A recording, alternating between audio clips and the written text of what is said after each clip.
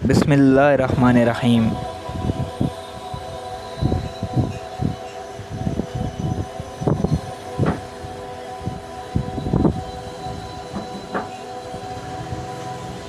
عبداللہ بن ابن جعفر رضی اللہ تعالیٰ عنہ نے جب حضرت حسین رضی اللہ تعالیٰ عنہ کی روانگی کی خبر پائی تو ایک خط لکھ کر اپنے بیٹوں کے ہاتھ روانہ کیا، تیزی سے پہنچیں اور راستہ میں حضرت حسین رضی اللہ تعالیٰ عنہ کو دے دیں۔ خط کا مضمون یہ تھا کہ میں خدا کے لیے آپ سے سوال کرتا ہوں کہ آپ میرا خط پڑھتے ہی مکہ کی طرف لوٹ آئیں۔ میں محض خیر خواہانہ عرض کر رہا ہوں، مجھے آپ کی ہلاکت کا خطرہ ہے اور خوف ہے کہ آپ کے سب اہل بیت اور اصحاب کو ختم کر دیا جائے، اور اگر خدا نخواستہ آپ آج ہلاک ہو گئے تو زمین کا نور بجھ جائے گا، کیونکہ آپ مسلمانوں کے پیشوا اور ان کی آخری امید ہیں۔ آپ چلنے میں جلدی نہ کریں، اس خط کے پیچھے میں خود بھی آ رہا ہوں، میرا انتظار فرمائیں، وسلام۔ یہ خط لکھ کر عبداللہ بن جعفر رضی اللہ تعالیٰ عنہ نے پہلے یہ کام کیا کہ یزید کی طرف سے ولی مکہ عمرو بن سعید کے پاس تشریف لے گئے اور اس سے کہا کہ آپ حضرت حسین رضی اللہ تعالیٰ عنہ کے لیے ایک پروانہ امان کا لکھ دیں اور اس میں اس کا بھی وعدہ تحریری دے دیں کہ اگر وہ واپس آ جائیں تو ان کے ساتھ مکہ میں اچھا سلوک کیا جائے گا۔ عامل مکہ عمرو بن سعید نے پروانہ لکھ دیا اور عبداللہ بن جعفر رضی اللہ تعالیٰ عنہ کے ساتھ اپنے بھائی یحییٰ بن سعید کو بھی حضرت حسین رضی اللہ تعالیٰ عنہ کی طرف بھیجا۔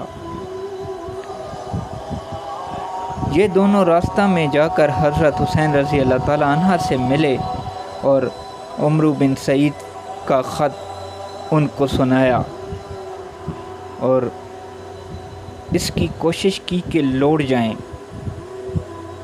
اس وقت حضرت حسین رضی اللہ تعالیٰ عنہ نے ان کے سامنے اپنے عزم کی ایک وجہ بیان کی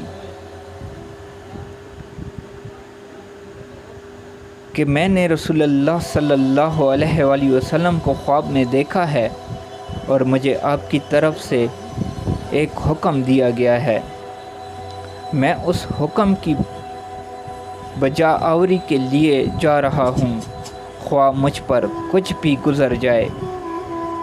انہوں نے پوچھا کہ وہ خواب کیا ہے؟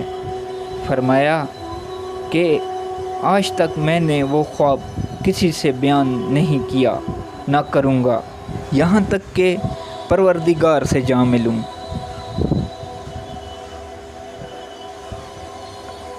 بالآخر حضرت حسین رضی اللہ تعالیٰ عنہ کو اپنی جان اور اولاد کے خطرات اور سب حضرات کے خیر خواہانہ مشوروں نے بھی اس عزم مصمم میں کوئی کمزوری پیدا نہ کی اور وہ کوفہ کے لیے روانہ ہو گئے۔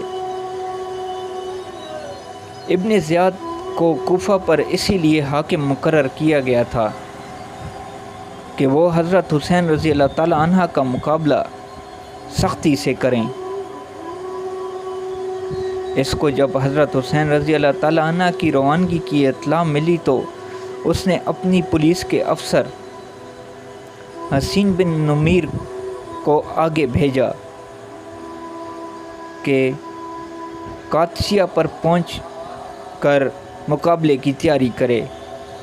حضرت حسین رضی اللہ تعالیٰ عنہ جب مقام ہاجر پر پہنچے تو اہل کوفہ کے نام ایک خط لکھ کر قیس بن مسریت کے ہاتھوں روانہ کیا۔ خط میں اپنے آنے کی اطلاع اور جس کام کے لیے ان کو اہل کوفہ نے بلایا تھا اس میں پوری کوشش کرنے کی ہدایت تھی۔ قیس جب یہ خط لے کر قادسیہ تک پہنچے تو یہاں ابن زیاد کی پولیس کے انتظامات تھے۔ ان کو گرفتار کر کے ابن زیاد کے پاس بھیج دیا گیا۔ ابن زیاد نے ان کو حکم دیا کہ قصر عمارت کی چھت پر چڑھ کر معاذ اللہ حضرت حسین رضی اللہ تعالیٰ عنہ پر لعنتان بھیجے، معاذ اللہ۔ قیس چھت پر چڑھ گئے اور اللہ تعالیٰ کی حمد و ثنا کے بعد بآواز بلند کہا کہ اے اہل کوفہ، حسین بن علی رضی اللہ تعالیٰ عنہ حضرت رسول کریم صلی اللہ علیہ وآلہ وسلم کی صاحبزادی فاطمہ رضی اللہ تعالیٰ عنہ کے صاحبزادے اور اس وقت خلق خدا میں سب سے بہتر ہیں۔ میں تمہاری طرف ان کا بھیجا ہوا قاصد ہوں۔ وہ مقام ہاجر تک پہنچ چکے ہیں، تم ان کا استقبال کرو۔ اس کے بعد ابن زیاد کو برا بھلا کہا اور حضرت علی رضی اللہ تعالیٰ عنہ کے لیے دعائیں مغفرت کی۔ ابن زیاد ان کی دلیری اور جان بازی پر حیران رہ گیا۔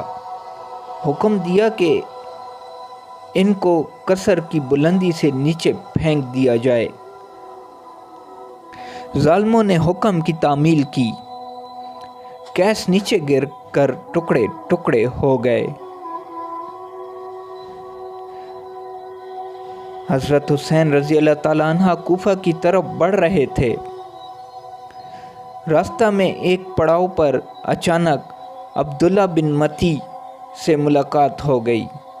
حضرت حسین رضی اللہ تعالیٰ عنہ کو دیکھ کر کھڑے ہو گئے اور عرض کیا کہ میرے ماں باپ آپ پر قربان ہوں، آپ کہاں جا رہے ہیں اور کیا مقصد ہے؟ حضرت حسین رضی اللہ تعالیٰ عنہ نے اپنا ارادہ بتلایا۔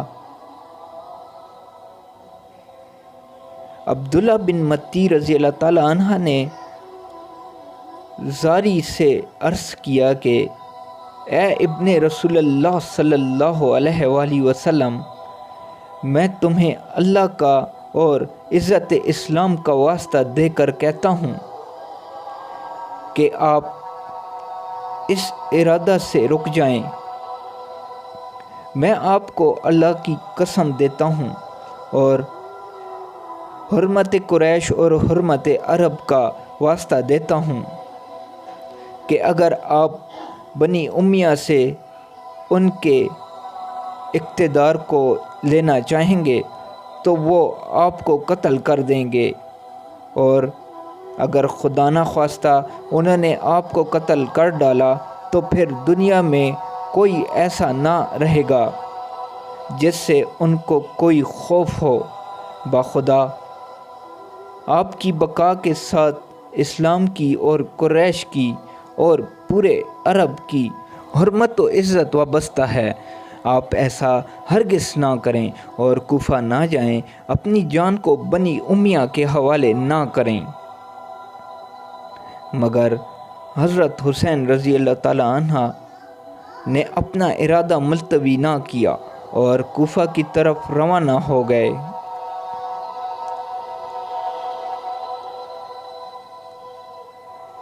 جیسا کہ اوپر ذکر ہو چکا ہے کہ مسلم بن عقیل رضی اللہ تعالیٰ عنہ نے محمد بن اشعث سے یہ عہد لیا تھا کہ ان کے حالات کی اطلاع حضرت حسین رضی اللہ تعالیٰ عنہ کو پہنچا کر ان کو راستہ سے واپس کرا دیں، اور محمد بن اشعث نے وعدہ کے مطابق آدمی بھیج کر اس کی اطلاع کرائی۔ یہ خط اور پھر ان کے قتل کی اطلاع دوسرے ذرائع سے حضرت حسین رضی اللہ تعالیٰ عنہ کو مقام سالبیہ میں پہنچ کر ملی۔ یہ خبر سن کر حضرت حسین رضی اللہ تعالیٰ عنہ کے بعض ساتھیوں نے بھی ان سے باسرار عرض کیا کہ خدا کے لیے آپ اب یہیں سے لوٹ جائیں، کیونکہ کوفہ میں آپ کا کوئی ساتھی اور مددگار نہیں، بلکہ ہمیں قوی اندیشہ ہے کہ کوفہ کے یہی لوگ جنہوں نے دعوت دی تھی آپ کے مقابلہ پر آ جائیں گے۔ مگر یہ بات سن کر بنو عقیل سب کھڑے ہو گئے اور کہنے لگے کہ واللہ ہم مسلم بن عقیل رضی اللہ تعالی عنہ کا قصاص لیں گے یا انہیں کی طرح اپنی جان دے دیں گے۔ حضرت حسین رضی اللہ تعالی عنہ بھی اب یہ تو سمجھ چکے تھے کہ کوفہ میں ان کے لیے کوئی گنجائش نہیں اور نہ اس دینی مقصد کا اب کوئی امکان ہے جس کے لیے یہ آہنی عزم لے کر چلے تھے۔ لیکن بنو عقیل کے اس اصرار اور مسلم بن عقیل رضی اللہ تعالی عنہ کے تازہ صدمہ سے متاثر ہو کر فرمایا کہ اب ان کے بعد زندگی میں کوئی خیر نہیں، اور ساتھیوں میں سے بعض نے یہ بھی کہا کہ آپ مسلم بن عقیل رضی اللہ تعالی عنہ نہیں، آپ کی شان کچھ اور ہے، اور ہمیں امید ہے کہ جب اہل کوفہ آپ کو دیکھیں گے تو آپ کے ساتھ ہو جائیں گے۔ یہاں تک کہ پھر آگے بڑھنا طے کر کے سفر کیا گیا اور مقام زیالہ پہنچ کر پڑاؤ ڈالا۔ راستہ میں جس مقام پر حضرت حسین رضی اللہ تعالی عنہ کا گزر ہوتا اور ان کا قصد معلوم ہوتا تھا، ہر مقام سے کچھ لوگ ان کے ساتھ ہو جاتے تھے۔ یہاں بھی کچھ لوگ ساتھ ہو لیے۔ مقام زیالہ پر پہنچ کر یہ خبر ملی کہ آپ کے رضائی بھائی عبداللہ بن لقیط، جن کو راستہ سے مسلم بن عقیل رضی اللہ تعالی عنہ کی طرف بھیجا تھا، وہ بھی قتل کر دیے گئے ہیں۔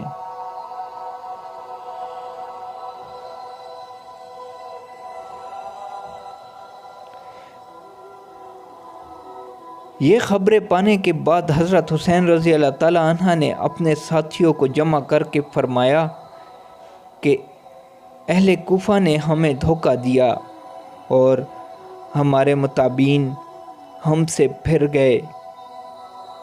اب جس کا جی چاہے واپس ہو جائے، میں کسی کی ذمہ داری اپنے سر لینا نہیں چاہتا۔ اس اعلان کے ساتھ راستے سے ساتھ ہونے والے بدوی لوگ سب دائیں بائیں چل دیے اور اب حضرت حسین رضی اللہ تعالی عنہ کے ساتھ صرف وہی لوگ رہ گئے جو مکہ سے ان کے ساتھ آئے تھے۔ یہاں سے روانہ ہو کر مقام عقبہ پر پہنچے تو ایک عرب ملے اور کہا کہ میں آپ کو خدا کی قسم دیتا ہوں کہ آپ لوٹ جائیں، آپ نیزوں، بھالوں اور تلواروں کی طرف جا رہے ہیں۔ جن لوگوں نے آپ کو بلایا ہے، اگر وہ خود اپنے دشمنوں سے نمٹتے اور ان کو اپنے شہر سے نکال کر آپ کو بلاتے تو وہاں جانا ایک صحیح رائے ہوتی، لیکن اس حال میں کسی طرح آپ کا جانا مناسب نہیں۔ حضرت حسین رضی اللہ تعالی عنہ نے فرمایا کہ تم جو کہہ رہے ہو مجھ پر بھی پوشیدہ نہیں، لیکن تقدیر الہی پر کوئی غالب نہیں آ سکتا۔ حضرت حسین رضی اللہ تعالی عنہ اور ان کے ساتھی چل رہے تھے کہ دوپہر کے وقت دور سے کچھ چیزیں حرکت کرتی نظر آئیں۔ غور کرنے پر معلوم ہوا کہ گھوڑے سوار فوج ہیں۔ یہ دیکھ کر حضرت حسین رضی اللہ تعالی عنہ اور ان کے ساتھیوں نے ایک پہاڑی کے قریب پہنچ کر محاذ جنگ بنایا۔ یہ حضرات محاذ کی تیاری میں مصروف ہی تھے کہ ایک 1000 घोड़े सवार फौज हुर बिन यजीद की क़यादत में मुकाबला पर आ गई और उनके मुकाबला पर आकर पड़ाव डाल दिया। हज़रत हुसैन रज़ी अल्लाह ताला अन्हु ने अपने असहाब से फरमाया कि सब लोग खूब पानी पीकर और घोड़ों को पिलाकर सैराब हो जाओ। हुर बिन यजीद को सहीन बिन नुमीर ने 1000 सवारों की फौज देकर कादसिया से भेजा था। ये और उसका लश्कर आकर हज़रत हुसैन रज़ी अल्लाह ताला अन्हा के मुकाबिल ठहर गए, यहाँ तक कि ज़ोहर की नमाज का वक्त आ गया। हज़रत हुसैन रज़ी अल्लाह ताला अन्हा ने अपने मुअज़्ज़िन को अज़ान देने का हुक्म दिया और सब नमाज के लिए जमा हो गए। तो हज़रत हुसैन रज़ी अल्लाह ताला अन्हा ने फ़रीक मुकाबला को सुनाने के लिए एक तकरीर फरमाई, जिसमें हम्द व सना के बाद फरमाया, ऐ लोगो, मैं अल्लाह ताला के सामने और तुम्हारे सामने ये अज़र रखता हूँ कि मैंने उस वक्त तक यहाँ आने का इरादा नहीं किया जब तक तुम्हारे बेशुमार खतूत और वफूद मेरे पास नहीं पहुँचे, जिनमें बयान किया गया था कि उस वक्त तक हमारा कोई इमाम और अमीर नहीं, आप आ जाएं तो उम्मीद है कि अल्लाह ताला आपको हमारी हदायत का ज़रिया बनाए। मैं तुम्हारे बुलाने पर आया, अब अगर तुम अपने वादों और अहदों पर कायम हो तो मैं तुम्हारे शहर कूफा में जाता हूँ, और अगर अब तुम्हारी राय बदल गई है और मेरा आना तुम्हें नागवार है तो मैं जहाँ से आया था वहीं वापस चला जाता हूँ। तकरीर सुनकर सब खामोश रहे। हज़रत हुसैन रज़ी अल्लाह ताला अन्हा ने मुअज़्ज़िन को अकामत कहने का हुक्म दिया और हुर बिन यजीद से खिताब करके फरमाया कि तुम अपने लश्कर के साथ अलहदा नमाज पढ़ोगे या हमारे साथ?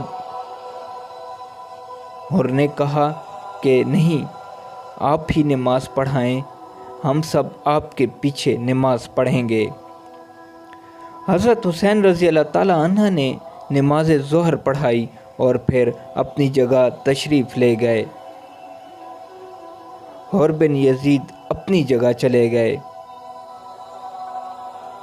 उसके बाद नमाज असर का वक्त आया तो फिर हज़रत हुसैन रज़ी अल्लाह ताला अन्हा ने नमाज पढ़ाई और सब शरीक जुमात हुए। असर के बाद फिर हज़रत हुसैन रज़ी अल्लाह ताला अन्हा ने एक खुतबा दिया। खुतबे में हम्द व सना के बाद फरमाया, ऐ लोगो, अगर तुम अल्लाह से डरो और अहले हक़ का हक़ पहचानो तो वो अल्लाह ताला की रज़ा का सबब होगा। हम अहले बैत इस खिलाफत के लिए इन लोगों से ज़्यादा हक़दार हैं जो हक़ के ख़िलाफ़ इसके दावे करते हैं और तुम पर जुल्म वजूद की हुकूमत करते हैं।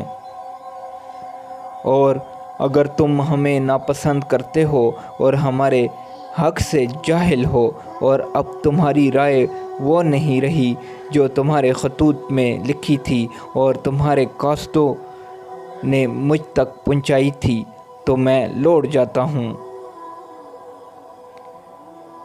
उस वक्त हुर बिन यजीद ने कहा कि हमें इन खतूत और वफूद की कुछ खबर नहीं कि वो क्या हैं और किसने लिखे हैं।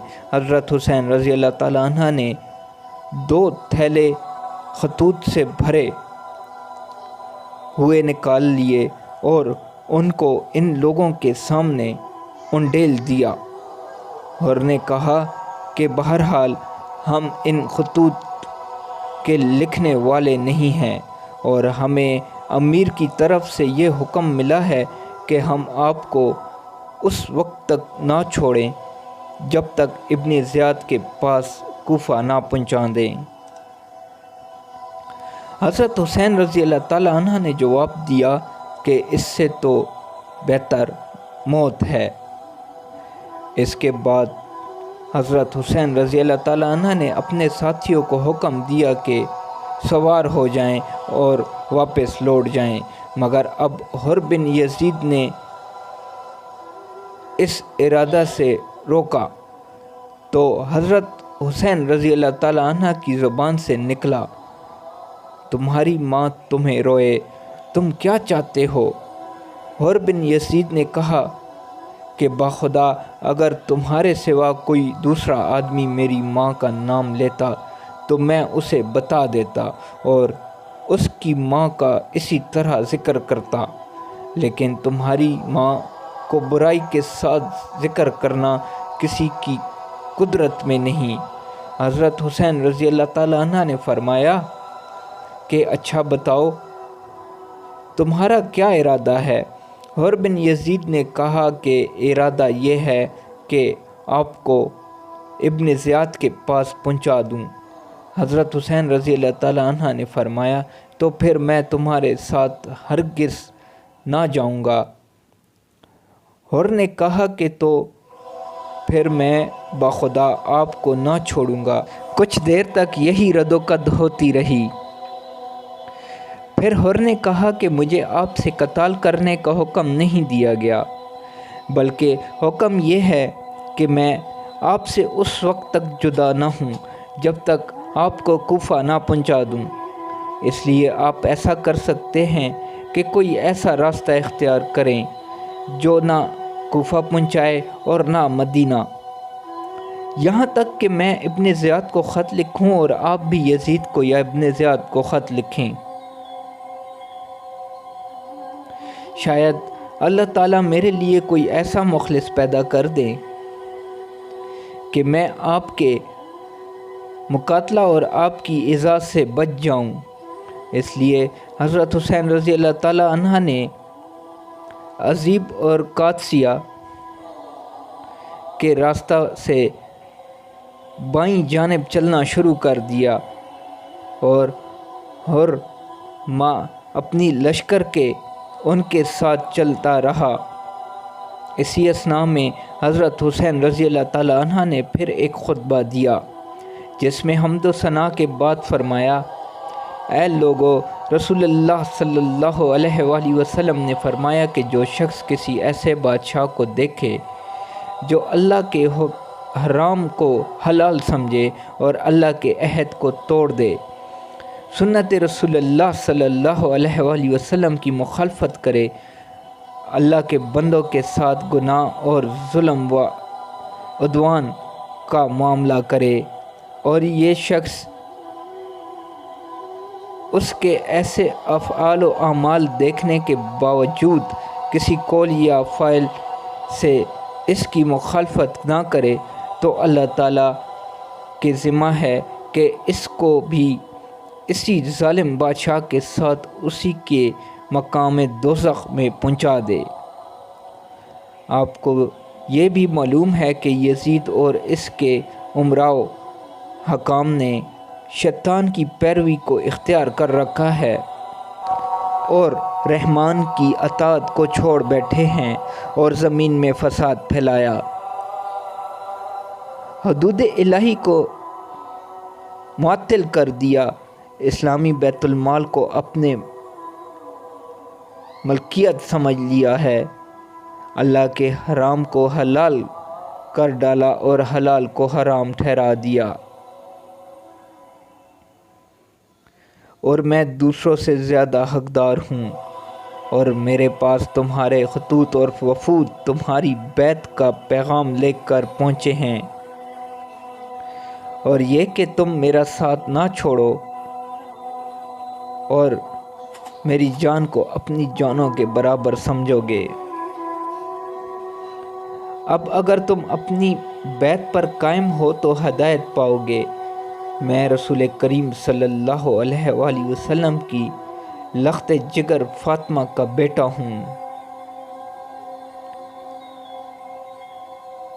میری جان آپ لوگوں کی جانوں کے ساتھ اور میرے اہل عیال آپ لوگوں کے اہل و عیال کے ساتھ، تم لوگوں کو میرا اتباع کرنا چاہیے، اور اگر تم ایسا نہیں کرتے بلکہ میری بیعت کو توڑتے ہو اور میرے عہد سے پھر جاتے ہو تو وہ تم لوگوں سے کچھ بعید نہیں،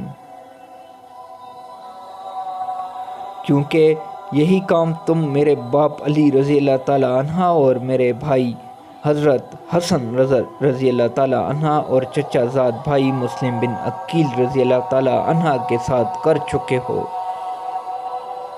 اور وہ آدمی بڑا فریب میں ہے جو تمہارے عہد و پیمان سے دھوکہ کھائے، سو تم نے خود اپنا آخرت کا حصہ ضائع کر دیا اور اپنے حق میں ظلم کیا، اور جو شخص بیعت کر کے توڑتا ہے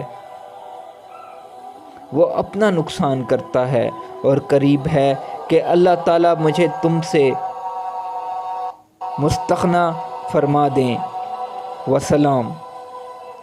خود ابن یزید نے خطبہ سن کر کہا کہ میں آپ کو اپنی جان کے بارے میں خدا کی قسم دیتا ہوں، کیونکہ میں یقین کے ساتھ جانتا ہوں کہ اگر آپ قتال کر دیں گے تو قتل کیے جائیں گے۔